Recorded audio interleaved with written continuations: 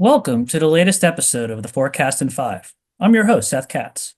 Joining us today is Carlos Gonzalez. Carlos serves as Division President for Clark Construction Group's Southern California region. In this role, Carlos is responsible for the region's day-to-day operations, business development, and pre-construction from project inception, contract negotiations, and monitoring construction progress. Carlos joined Clark in 2001 and previously served as General Manager for Clark Concrete in the Mid-Atlantic region, leading the company's self-performed structural concrete business unit. Carlos is also a licensed professional engineer. Welcome, Carlos. Appreciate you being with us today. Thank you for having me. I appreciate the opportunity, Seth. Well, let's get started with some questions. Clark is recognized as one of the largest building and infrastructure companies in the U.S. The company started in 1906 as a small local excavator in Washington, D.C., and moved forward on this path of remarkable growth during the 1970s that has allowed it to become the nationwide company that it is today. What do you believe is distinctive about Clark that has contributed to its successful expansion and the reputation it has earned as an industry leader? Thank you, Seth. Those are humbling words to hear and think about you being a part of an organization like ours. And I think I attribute it to two fundamental elements in our DNA. One is a strong set of core values that are guided by do the right thing, make sure that you think of safety as a core value, not just a priority that might change, deliver excellence, look after your people, and make your community stronger. And then from a business organization, we're organized as a team of teams where every one of our divisions and business units operates with autonomy, but will stay connected in the network. And I think that combination of the team-of-team structure with set of core values really laid the foundation, pun intended, for us to grow as a construction company. Excellent. You've worked with a number of clients over the years on projects across Southern California that include healthcare, aviation, education, sports, and many others. Is there any one project in particular that stands out as your most memorable, and why? Picking projects is like picking children. It's like, who's your favorite child? It's hard to do, and you really can because everyone is special. What I think about is in the journey of my career, early on, I would have thought of projects where I had a big opportunity to grow and take on more responsibility. But now the things that are really meaningful are the ones that I can share with my family and say, we got a chance to be a part of this. So we get to work on some really cool entertainment type projects, sports facilities, amusement parks. But then it's really about the mission of the project that you deliver and what it does in the community. So two that stand out for me are we designed and built a hospital for the Navy that serves the Marines at Camp Pendleton. And to think about the purpose really still fills me with pride and joy. And currently, we're delivering the new building for the LA County Museum of Art, LACMA, and to think about the impact that will have an open culture and history to the community in LA and beyond, really will have a legacy in our community. So those are the type of projects that are particularly special for our teams. Thanks for reflecting on those projects. With increased construction demand and the way technology touches every aspect of this business, I realize companies like Clark will need to continuously evolve. This likely includes types of materials and equipment used at job sites, safety practices, utilizing AI, and more. What are some of the most noticeable areas of change that you've personally seen in recent years as an executive leader?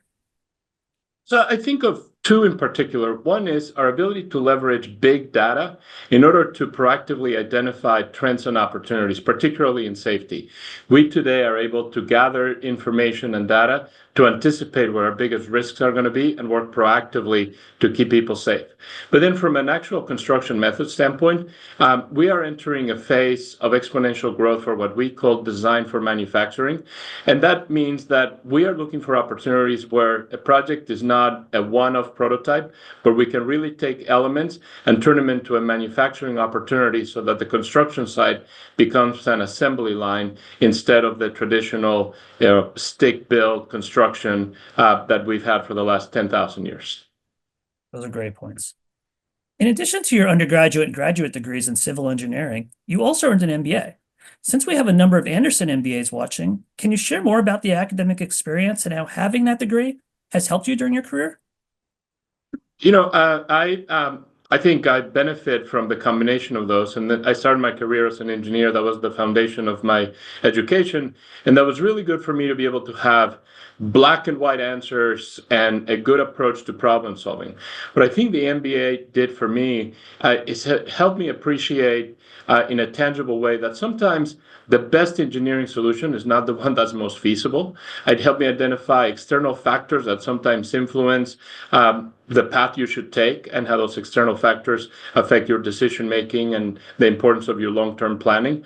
But then also the management side of my MBA really helped me recognize the importance of the people side of your responsibility as a leader. So having all of those elements, having the black and white discipline of thought that comes from engineering, understanding the external factors affecting your decision making and how the right answer may not necessarily be the most financially solvent answer, and then how all of that fundamentally requires you to engage and motivate people, I think have made for a good combination of education, experience, and perspective. Excellent. If we look ahead over the next decade, especially across Southern California, what do you believe are some of the biggest opportunities for the construction industry? California has a way to continue to reinvent and reinvigorate itself. After a few years of hearing that people were leaving California, we just saw reports that actually our population has started to grow again. And that tells you that people love living here. And I think that's obviously the weather, but there's also a really rich cultural environment for people in California.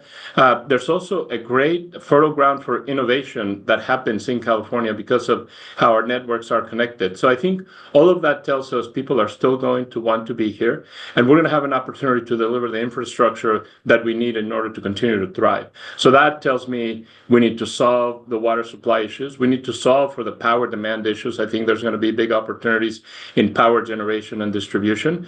I think we need to continue to invest in public transportation so that we can stay connected within ourselves and to others.